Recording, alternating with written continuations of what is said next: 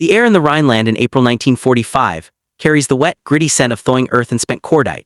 The front has moved east, a roaring tide of armor and men, leaving in its wake a strange, suspended silence broken only by the coughs of engines and the distant, fatting thunder of artillery. In a waterlogged field churned to a paste of mud and trampled wheat, a makeshift enclosure has been hastily erected with a few strands of wire and a handful of weary American MPs. Inside, a column of German prisoners stands, a spectrum of defeat. Teenagers in oversized, filthy uniforms, hardened veterans with hollow eyes, all wear the ashen, vacant look of men whose war has physically ended but whose minds are still catching up. An American GI, his own face lined with fatigue, moves down the line. From a canvas bag he pulls out small, waxed cardboard boxes, K-rations, and hands one to each prisoner. The Germans accept them with mute suspicion, their fingers probing the unfamiliar packaging. One veteran, his collar bearing the faint ghost of an Africa Corps insignia, scrutinizes the box. He pries it open. Inside, a tin of processed meat, hard biscuits, a chocolate bar, a few lumps of sugar, and a small, crumpled packet labeled instant coffee. He holds the packet aloft, showing it to his comrades. A snort escapes him, then another. A low, rasping chuckle passes through the group. Paper food, powdered nonsense. This is what the mighty Americans eat. It is the last brittle echo of a scorn bred by years of propaganda. One man, driven more by hunger than curiosity, tears the coffee packet open, mixes the dark granules with a canteen cup of cold water from his flask. He raises it to his lips, takes a tentative sip. His eyes, dulled by years of Eastern Front winters and retreats, suddenly widen. The laughter around him dies, strangled by a palpable shared curiosity. He takes another, deeper drink. The aroma, rich, genuine, unmistakable, hangs in the damp spring air. It is not the acorn brew or burnt barley ersatz they have lived on for years. It is real coffee. In that instant, the last facade of ideological defiance crumbles, not before a tank or a bomb, but before a simple, profound truth contained in a cup. The laughter died in their throats, a sound swallowed by the damp earth and the silent, dawning realization. The scent alone was a revelation, a rich, dark, and achingly familiar aroma that had been absent from Europe for years. It spoke of a world that still functioned, of supply lines that stretched unbroken across an ocean, of a reality they had been systematically told was a lie. This single, tangible artifact of American logistics, a packet of instant coffee, posed a more fundamental question to the defeated men than any interrogator ever could. If they were wrong about this, what else had they been wrong about? To understand the profound shock contained in that canteen cup of coffee in April 1945, one must first comprehend the depths of deprivation from which those German soldiers had come. Their scornful laughter was not mere arrogance. It was the last, frayed defense mechanism of men whose entire material world had been systematically dismantled and replaced with a brittle facsimile. By the time they encountered the American ration, they had been living in a kingdom of ersatz, substitute, for years. Germany entered the war in 1939 on a precarious footing. The Nazi regime, focused on rearmament at a breakneck pace, had failed to mobilize its economy for total war from the outset. The staggering early victories, the Blitzkrieg in Poland, the fall of France, were achieved not through overwhelming industrial depth, but through tactical and operational brilliance. These conquests provided a temporary parasitic infusion of resources: French wheat, Norwegian fish, Dutch dairy, Balkan oil. But this was a house built on loot. The failure to knock Britain out of the war, and more critically, the cataclysmic decision to invade the Soviet Union in June 1941, shattered this fragile model. The war transformed from a series of lightning campaigns into a protracted, multi-front war of attrition, a form of conflict for which the German economy was disastrously unprepared. The home front began its long, grim contraction almost immediately. The British naval blockade, a weapon honed in the First World War, tightened its grip. Critical raw materials, rubber, tungsten, copper, and above all, high-grade petroleum became terrifyingly scarce. But it was in the daily life of the German civilian, and by extension the soldier on leave, that the war became a tangible, gnawing reality. The Reich's answer was not equitable rationing and increased efficient production, but the science of substitution. The ersatz program became a grotesque national obsession. Coffee, a beloved staple of German culture, was among the first luxuries to vanish. Real coffee beans disappeared from shelves by 1941. In their place came a bewildering array of substitutes: roasted barley, chicory, acorns, beechnuts, and even dried, ground carrot. These concoctions produced a bitter, watery brew that smelled vaguely of coffee but tasted of burnt grain and earth. It was a constant, daily reminder of loss. This culture of substitution infected everything. Clothing was made from zellwool, a fragile, scratchy fiber derived from wood pulp that disintegrated after a few washes. Fuel was synthesized from coal at staggering cost and low yield. Butter was a pale, tasteless margarine. Meat rations dwindled to a few ounces per week, often extended with breadcrumbs and offal. The German diet became a monotonous parade of potatoes, coarse black Kriegsbrot, war bread, and turnips. For the civilian population, this meant chronic malnutrition, fatigue, and a constant low-grade hunger. For the Wehrmacht soldier, especially after the tide turned at Stalingrad and El Alamein in late 1942, the reality was even starker. While frontline combat units were prioritized, their rations increasingly relied on what could be scavenged or seized from local populations, often at gunpoint. The notion of a well-supplied, technologically superior German army is a myth that persisted only in propaganda newsreels. By 1944, the average Lancer was a scavenger in uniform, his physical endurance sapped by a diet utterly inadequate for the brutal demands of combat and retreat. While Germany perfected the art of scarcity, the United States embarked on an industrial undertaking of such scale and ambition that it redefined the very nature of modern warfare. The American approach was not born of a tradition of martial genius, but of managerial and industrial logic. Its core doctrine was simple yet devastating. The war would be won not merely by the courage of men on the front lines, but by the overwhelming, relentless output of the factory and the farm. This philosophy found its most profound and telling expression not in the first tank off the assembly line, but in the humble field ration issued to every soldier. The United States, protected by two oceans, entered the war with its industrial base not only intact, but already shifting into a higher gear through Lend-Lease aid to Britain and the Soviet Union. When the mobilization began in earnest after Pearl Harbor, it unleashed a tidal wave of production that defied imagination. Shipyards built cargo vessels, the iconic Liberty ships, in weeks rather than months. Aircraft factories rolled out bombers by the thousand. But this output was meaningless if it could not be delivered to the fighting man across 3,000 miles of ocean. Thus was born the greatest logistical system the world had ever seen, a triumph of organization, engineering, and shipping. The U.S. Army's Quartermaster Corps and the Navy's Seabees became the unsung architects of victory, building not just armies but the entire infrastructure, ports, pipelines, roads, depots, required to sustain them. Central to this system was the sustenance of the soldier. American military planners, studying the lessons of history and the new realities of mobile, mechanized warfare, understood that morale was a tangible combat multiplier. A cold, hungry, demoralized soldier is an ineffective one. Therefore, the ration was not designed merely to keep a man alive, but to keep him fighting effectively. The development of the ration system evolved from the heavy, tinned reserve ration of World War I through the improved but monotonous C ration to the more innovative K ration. The K-ration, developed in 1942, was a masterpiece of compact logistics. Packaged in a waxed cardboard box small enough to fit in a soldier's pocket, it contained 3 meals: breakfast, dinner, and supper. Each meal included a tin of meat or cheese, biscuits, a confection like a chocolate bar or hard candy, a sugary beverage powder like lemonade or fruit punch, cigarettes, chewing gum, toilet paper, and crucially that small packet of soluble coffee.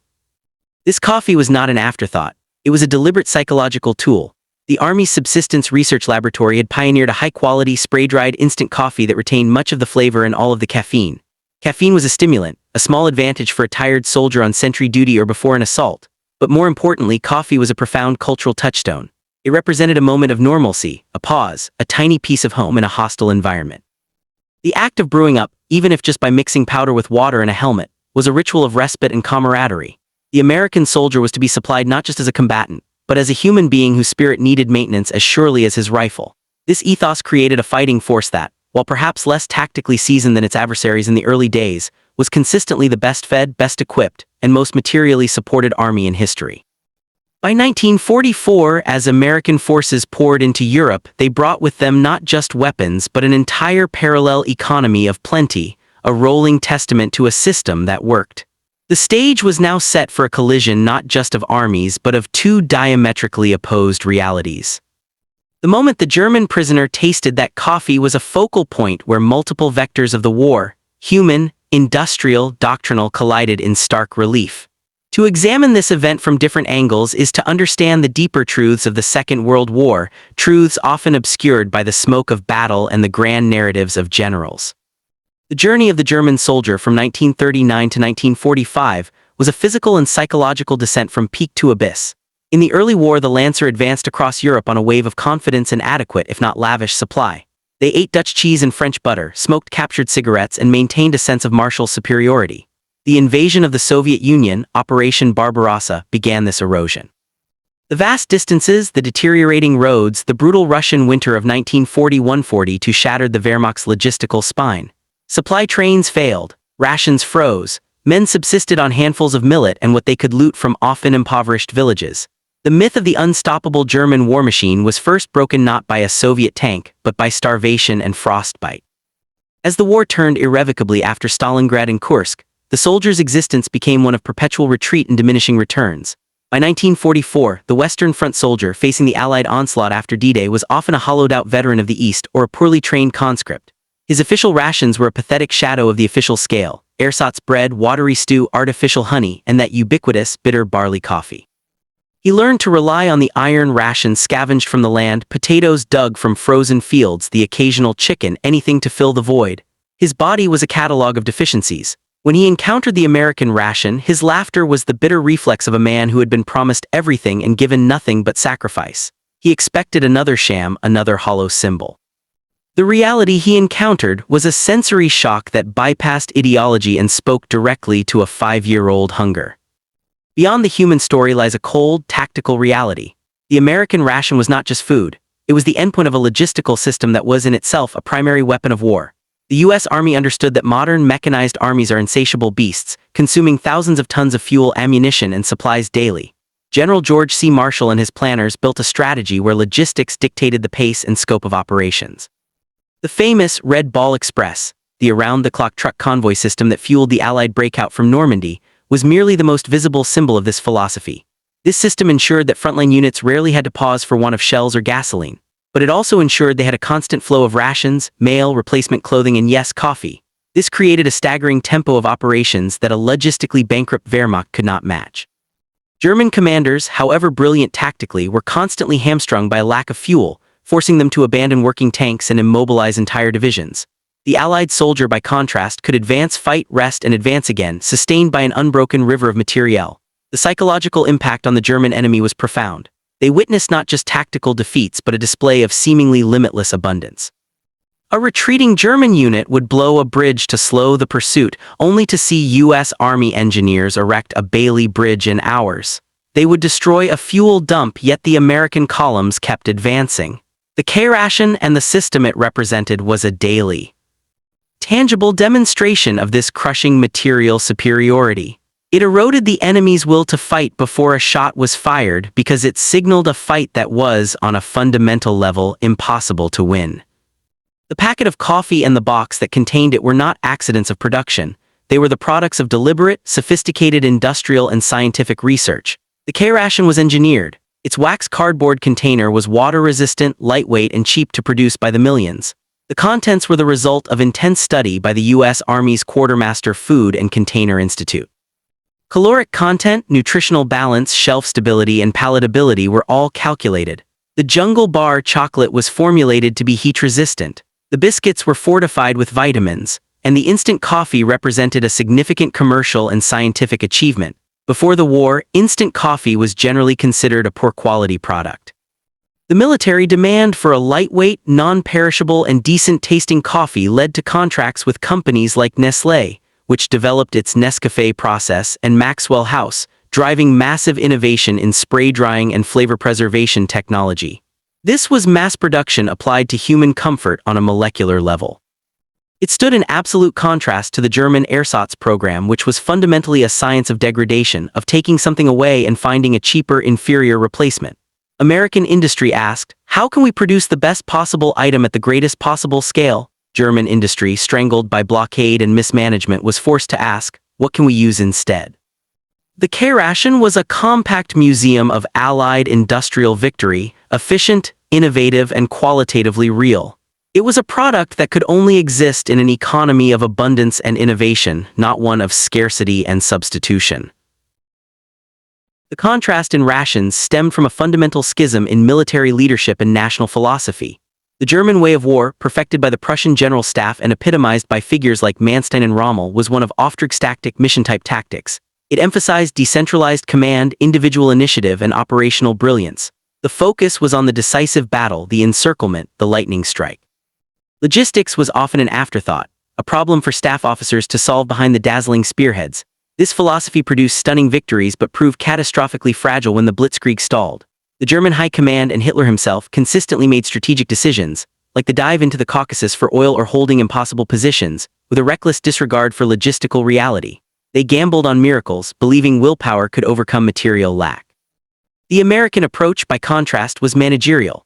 Its most celebrated generals, Marshall, Eisenhower, Bradley, were not flamboyant tacticians but superb organizers, coalition builders, and managers of vast, complex systems.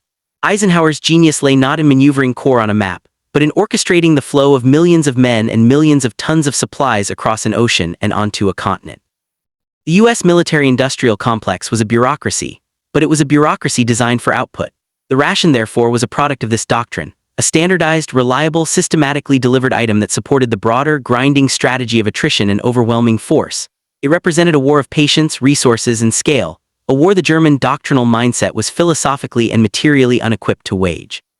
For the German prisoner of war in the spring of 1945, the American ration was a moment of terrifying clarity. Propaganda minister Joseph Goebbels' machine had worked tirelessly to paint a specific picture of the enemy, a decadent, mongrelized people weak-willed, sustained only by Jewish capital and crude materialism.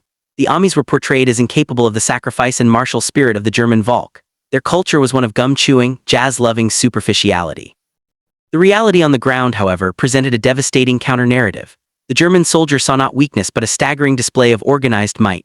He saw enemy infantrymen with superior radios, endless artillery shells, personal weapons that were reliable and well-maintained, and uniforms that were weatherproof and abundant. And then he saw the food. The chocolate was real chocolate. The meat was fatty and seasoned. The cigarettes were plentiful and of good quality. And the coffee was real coffee. This was not the sustenance of a weak or decadent society. It was the sustenance of a society of such overwhelming productive capacity that it could afford to treat its frontline soldiers not as cannon fodder, but as valuable industrial assets to be maintained. In that instant, the propaganda veil dissolved. The laughable paper food became proof of their own system's catastrophic failure. To beg for more was not just an act of hunger. It was a silent, profound admission that they had been lied to, that the very foundation of the thousand-year Reich had been built on sand, and that the world they had fought to create was a cruel fiction. The enemy they had scorned possessed the future in his ration kit. Beyond calories and caffeine, the American ration, and particularly the coffee, served a deeper, almost existential purpose. In the moral and physical wreckage of Europe in 1945, a landscape of rubble, corpses, and shattered ideologies, the simple, efficient care ration was a token of a functioning, sane universe. Its very existence implied order, supply chains, quality control, a concern for the individual. The rich aroma of brewing coffee was perhaps its most powerful component. Smell is the sense most directly linked to memory and emotion. That aroma, cutting through the stench of mud, cordite, unwashed bodies, and decay, was an olfactory bridge. For the American soldier, it was a fleeting connection to home, to kitchen, to peace. For the German prisoner, it was a ghost from a past before the war, a sensory reminder of a normal life that had been systematically erased by rationing, bombing, and Nazi societal mobilization. It represented comfort, civilization, and a pause from struggle. In a conflict that had dehumanized millions, this small act of preparing a hot drink, a ritual unchanged for centuries, reasserted a basic humanity. The American GI sharing his coffee, often not out of overt compassion but from a simple, offhand generosity born of plenty, created a momentary, silent truce. It demonstrated that the victors possessed not just material wealth but a residual capacity for enormity that Europe had utterly forgotten. The coffee was more than a beverage. It was the first faint signal of a world that might be rebuilt, a world where real things existed again, and where the bitter taste of ersatz was finally, mercifully, a memory. By early March 1945, the Western Front was a shattered vase, held together only by the brittle glue of Hitler's no-retreat orders. The failed Ardennes offensive had exhausted the Wehrmacht's last strategic reserves. East of the Rhine, German units were a patchwork of burnt-out panzer divisions, Volkssturm militiamen with a week's training, and Luftwaffe ground personnel pressed into infantry service. Facing them was the most powerful, best-supplied military force ever assembled. Operation Lumberjack, the Allied thrust to reach and cross the Rhine, began in earnest. The real turning point came not with a fight but with a bridge. On March 7, advance elements of the U.S. 9th Armored Division approached the town of Remagen. There, to their astonishment, the Ludendorff Bridge still stood, damaged but passable. In a blur of decisive action, American infantry stormed across, establishing the first Allied bridgehead over the last great natural barrier in Germany. The psychological impact was seismic. The Rhine, the mythic national moat, had been breached in an afternoon. What followed was less a battle than an administrative crisis. As U.S. forces fanned out from the bridgehead, and as British and Canadian forces crossed the Rhine to the north in Operation Plunder, organized German resistance in the west began to dissolve. Units cut off and out of fuel simply disintegrated. Soldiers shed their uniforms, hid in forests, or began walking west in ragged groups, clutching white rags or bits of newspaper. The Allies, prepared for a brutal house-to-house battle for the Reich, found themselves instead managing a humanitarian and military catastrophe. The formal surrender of German armies became a rolling, chaotic process. On April 1, the Ruhr Pocket was formed, trapping over 300,000 German soldiers of Army Group B. Their commander, Field Marshal Walter Model, a fervent loyalist, chose suicide over the dishonor of surrender. His men, starving and out of ammunition, had no such qualms. They emerged from their positions in columns that stretched for miles, a gray river of defeat flowing into makeshift enclosures dubbed Rhine Meadow camps. These cages were not the formal, organized POW camps of earlier years. They were vast, open fields surrounded by a single strand of wire guarded by a handful of exhausted but vigilant GIs. There were no barracks, no kitchens, often not even latrines. The prisoners sat on the cold, damp ground, exposed to the elements. The logistics of processing, feeding and sheltering what would become a final tally of over 5 million German military personnel in Western hands was an overwhelming task. The initial priority was security and triage, and it was in these raw, provisional spaces, amid the mud and the profound silence of a war ending, that the first mass distribution of American rations began. The system designed to fuel in advance was now tasked with staunching a famine it had helped create. Inside the wire, time slowed to the crawl of empty stomachs and deepening chill.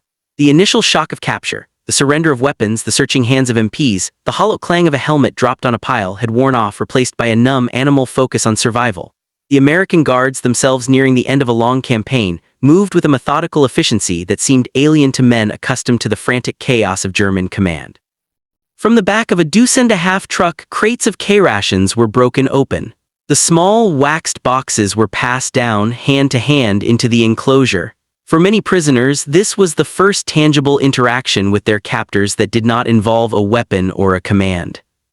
The reaction was not uniform, but it followed a pattern. First, the visual inspection. Fingers cracked and dirty turned the box over. They pried at the tight fold of cardboard. The contents, once revealed, often elicited a scoff, a muttered comment in German. Was ist das? What is this? The tin of ham and eggs, chopped or cheese product, looked foreign, unappetizing. The D-ration chocolate bar, designed for high-calorie content over flavor, was hard as brick. The packet of sugar cubes was welcome, but the small, flat packet labeled Coffee Instant Type II was a curiosity, a joke. In one cage, an older Unteroffizier, his Iron Cross First Class still pinned defiantly to his tattered tunic, held the packet aloft between thumb and forefinger. He said something to the man next to him, a cynical smile on his face. A ripple of low, weary laughter passed through those within earshot. Cafeos papier, coffee from paper. It was the final, feeble expression of a deep-seated conviction that American culture was a cheap, mass-produced facade. This, they believed, was the proof, a pathetic powdered imitation of a real substance. The laughter was the last defense of a shattered pride.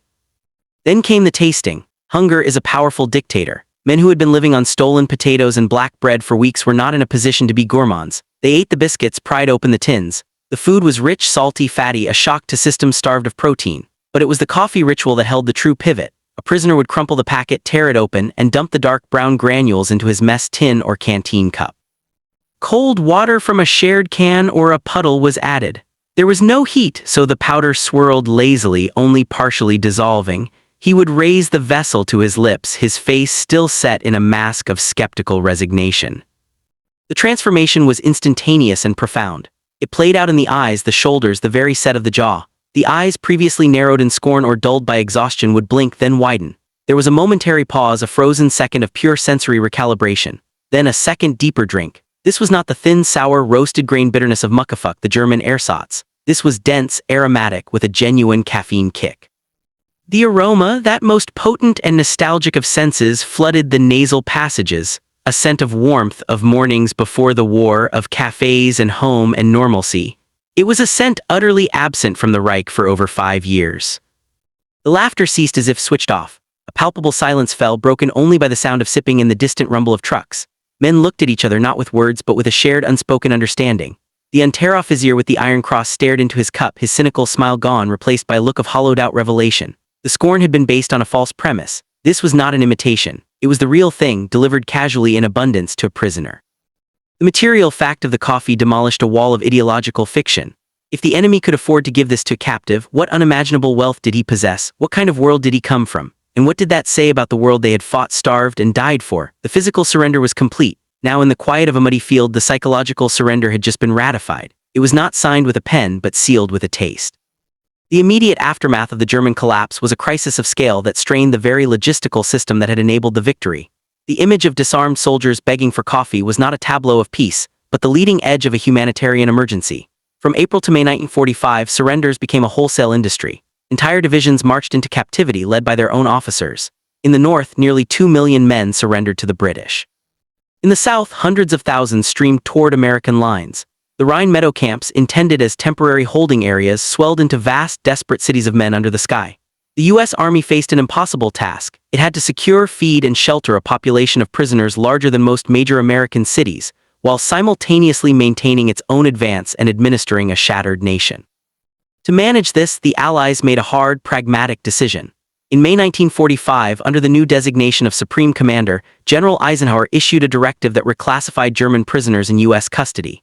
They were no longer prisoners of war POWs under the strict terms of the Geneva Convention, but disarmed enemy forces DEF. This legal and semantic shift was born of brutal necessity. The sheer numbers made full Geneva Convention compliance, which mandated rations, shelter, and conditions equal to those of the captors' base troops, a physical impossibility. More critically, Germany had surrendered unconditionally. There was no functioning German state to which obligations could be billed or which could share the burden of caring for its own men. The DEF policy allowed the U.S. Army to drastically reduce ration scales and provide only the most minimal shelter, prioritizing the feeding of liberated Allied prisoners and starving civilian populations over their former enemies. For the German soldier in the field, the distinction was academic. His reality was one of severe deprivation, exposure, and hunger, often far worse than his final combat days. Disease spread. Men weakened. The coffee and the K-ration, so revelatory upon capture, became a distant memory as the daily fare settled to a thin soup and hard bread, just enough to sustain life, not health. Paradoxically, it was within this austere framework that the psychological impact of the initial American abundance became even more profound. The memory of that first, real coffee and rich food haunted the camps. It became a benchmark of a different reality, a tantalizing glimpse of a system that could provide, even if it currently chose not to. Rumors, the currency of captivity, swirled about American warehouses bursting with supplies. The contrast between the fleeting experience of the K-ration and the grim DEF existence did not breed universal resentment. For many, it bred a perverse respect. The lesson was clear: the Americans had the means. Their current austerity was a choice, a disciplinary measure, or a result of overwhelming numbers, not a fundamental condition of their being. This stood in absolute opposition to their own late-war experience, where austerity was the inescapable defining truth. The enemy's power was demonstrated not just by his restraint, but by the proven fact of his capacity.